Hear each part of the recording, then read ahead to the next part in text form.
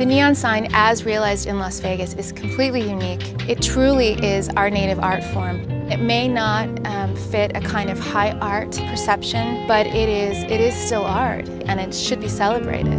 The Neon Museum started in 1996. The 90s really saw a huge expansion of the city, and with that, a lot of the most iconic casino resorts were torn down. At that point, signs were coming into the collection, and the Neon Boneyard just grew and grew. Las Vegas, as an entertainment-based city, is one in which reinvention is really, really important. You have sites that need to stay fresh and need to reinvent how they brand themselves to stay competitive. And that means that this cycle of nostalgia and history is accelerated. We have signs that are as young as 5 years old that are archaic at this point.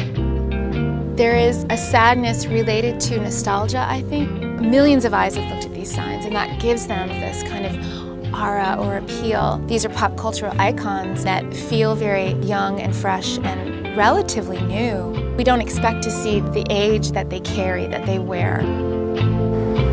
Every single sign in our collection is donated. A sign is taken in by a sign company, and they think of us. We'll get calls from the community or calls from business owners about a sign. There are signs that we've been pursuing for years that we're afraid are in danger.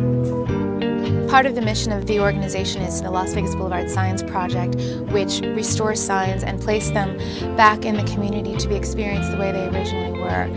This is the Silver Slipper. The Silver Slipper was built in 1950. It was on the side of the Silver Slipper Gambling Hall that was eventually integrated into the New Frontier. This sign was restored in 2009, and it is a sculptural sign that features the technique of scintillation, in which the incandescent bulbs shimmer in the night sky. This is the Boneyard Motel sign. It was built in the mid-50s, and it features design techniques that were very typical of the time with a simplified geometry and animation. This sign was restored in 2009. This is the Hacienda Horse and Rider.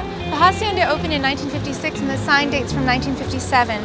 The property was closed in the early 90s, and this sign was restored and relocated here on the Boulevard in 1997.